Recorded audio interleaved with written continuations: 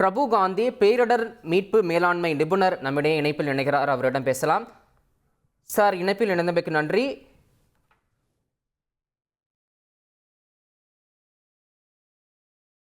Sir வணக்கம், இணைப்பில் இணைந்தமைக்கு நன்றி. இந்த தனியார் மருத்துவமனையிலிருந்து தீ விபத்தானது ஏற்பட்டிருக்கிறது. எந்த மாதிரியான முன்னெச்சரிக்கை நடவடிக்கைகள்லாம் இருந்திருந்தா இந்த தீ விபத்தை நம்ம தடுத்திருக்கலாம் சார்? சார், உண்மையிலே இது ஒரு எமர்ஜென்சி எவாக்குவேஷன் பிளான் அப்படின்ற மாதிரி இப்போ எல்லா இடத்துலையுமே எல்லா ஃப்ளோர்லையும் அந்த டிராயிங் ப்ளூ பிரிண்ட் கம்பல்சரி ஒட்டி இருக்கணும்.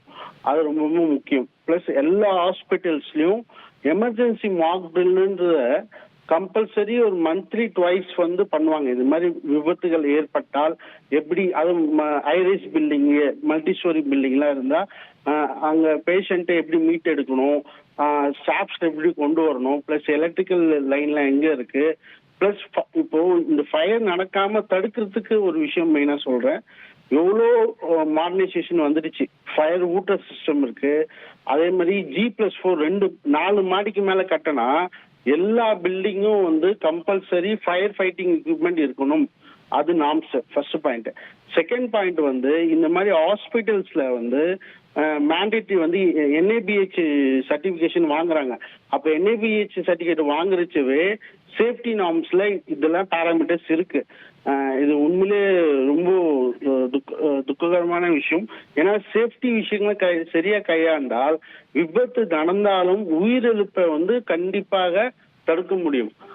அதாவது ஆட்டோமேஷன் சிஸ்டம் இருக்கு. ஒரு இடத்துல ஒரு சின்ன ஃபயரும் பெரிய ஃபயர் ஆகிறதுக்கு கண்டிப்பா ஒரு 20 நிமிஷம் ஆகுங்க. அந்த 20 நிமிஷத்துலயே அங்க ஃபயர் எக்ஸ்டிங்விஷர் அதிகமா இருந்து அதை எடுத்து அணைக்கிறதுக்கான ட்ரைனிங்ஸ், அதாவது அதுல சில நர்ஸுக்கும் ட்ரைனிங் கொடுத்துருக்கணும், அங்க இருக்க செக்யூரிட்டி பீப்புள்ஸ்க்கும் ட்ரைனிங் கொடுத்துருக்கணும். அது எல்லாமே எங்க சேஃப்டி SOP ஸ்டாண்டர்ட் ஆப்ரேட்டிங் ப்ரொசீஜர்ல இருக்கு. ஒரு பாயிண்ட். செகண்ட் பாயிண்ட், இந்த மாதிரி பெரிய விபத்து நடக்கிறச்சு அசம்பிளி பாயிண்ட் அப்படின்னு ஒரு ஏரியாவை மார்க் பண்ணி வச்சிருப்பாங்க. அப்போ அங்க இருக்க எல்லா பேஷண்ட்ஸும் ஸ்டாஃபும் ஒரு சேஃபான இடத்துக்கு எவாக்குவேட் பண்ணும். இன்னொரு பாயிண்ட், இது மாதிரி தீ விபத்துக்கள் ஏற்பட்டால் கண்டிப்பா லிப்டை யூஸ் பண்ணக்கூடாது. மக்கள் ஸ்டேர்கேஸ், எமர்ஜென்சி எக்ஸிட்னு ஒரு தனி ரூட் இருக்கணும். இப்போ எனக்கு இது ஹாஸ்பிட்டலுக்கு உண்டான இன்ஃப்ராஸ்ட்ரக்சர்ஸே இருக்குதான்னு தெரியல. அது ஒரு பெரிய கேள்விக்குறி. ஏன்னா எமர்ஜென்சி எக்ஸிட் இது மாதிரி இதெல்லாம் கம்பல்சரி ஸ்டார்கேஸ், அதாவது ரேம்ப் மாதிரி வைப்பாங்க. வி ஷேப்ல அப்படியே போயிட்டு வரும். For example Kovilambakkam Kaveri hospital பாத்தீங்கன்னா கூட அது மாதிரி இருக்கும். ஜஸ்ட் புரியத்துக்கு சொல்றேன். ஸோ அந்த மாதிரியான விஷயங்கள்லாம் இந்த இன்ஃப்ராஸ்ட்ரக்சர்ல இருக்கிற மாதிரி தெரியல. ஸோ எமர்ஜென்சி எக்ஸிட் ரொம்பவும் முக்கியம். இந்த மாதிரி அதுவும் இது மாதிரி நோயாளிகளை கையாளுற இடத்துல ஒரு 40-50 பேர் கூடுற இடத்துல எல்லாமே கம்பல்சரி எமர்ஜென்சி எக்ஸிட் ரூட் கிளியரா இருக்கணும். அது இல்லைனால்தான் இந்த விபத்து பெரிய காரணம்.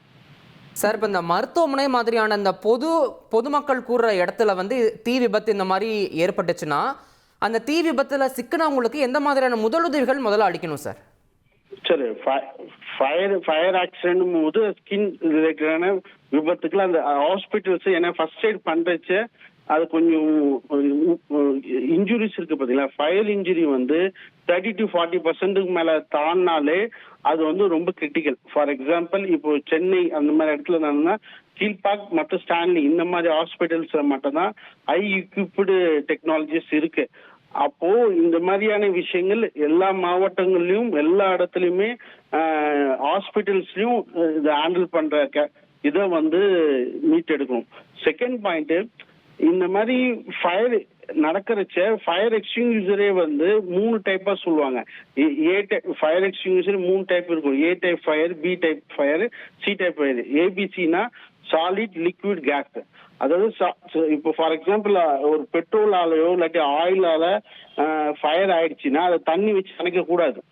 எலக்ட்ரிக்கலால ஃபயர் ஆயிடுச்சுன்னா அதையும் தண்ணி வச்சு அணைக்க கூடாது. தண்ணி வச்சு அணைச்சோம்னா அது ஃபயர் அதிகமாகும். கரண்டால ஃபயர் ஆனாலும் தண்ணி வச்சு அடிக்கிறச்ச ஃபயர் பேக்கப் ஆகும். ஸோ இந்த மாதிரி அவேர்னஸ் மக்கள் மத்தியில கண்டிப்பா இருக்கணும்.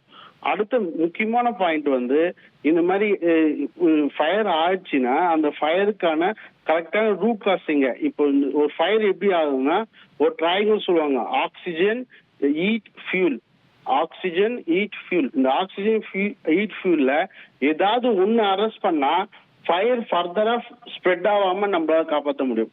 ஆனா நம்ம துரதிருஷ்டவசம்னா ஈவன் 10 வருஷத்துக்கு முன்னாடி கூட சென்னை சிறுசி டி நகர் மாதிரி ஏரியாவில் ஃபுல்லா கொழுந்து விட்டு எரிஞ்சு நம்மளால வேடிக்கை தான் பார்க்க முடியுது. ஸோ இந்த மாதிரி விஷயங்கள்லாம் நிறைய விஷயங்கள் ஆட்டோமேஷன் வந்துச்சு, ஊட்டர் சிஸ்டம் வந்துடுச்சு, ஆர்டிஃபிஷியல் இன்டெலிஜென்ஸ் சிஸ்டம்ஸ்லாம் வந்து இந்த ஃபயர் ஃபைட்டிங்ல யூஸ் பண்ணிட்டு இருக்காங்க. அப்படின்ற போது இந்த மாதிரி நவீன தொழில்நுட்பங்கள் ஃபயர் ஃபைட்டிங் இதுல compulsory government mechanisation 100% சாச்சுரி requirement fill பண்ணும். ரைட். இணைப்பில் இணைந்து உங்களுடைய கருத்துக்களை பகிர்ந்தமைக்கு நன்றி திரு பிரபுகாந்தி. செய்திகளை உடனுக்குடன் தெரிந்து கொள்ள உடனே சப்ஸ்கிரைப் பண்ணுங்க.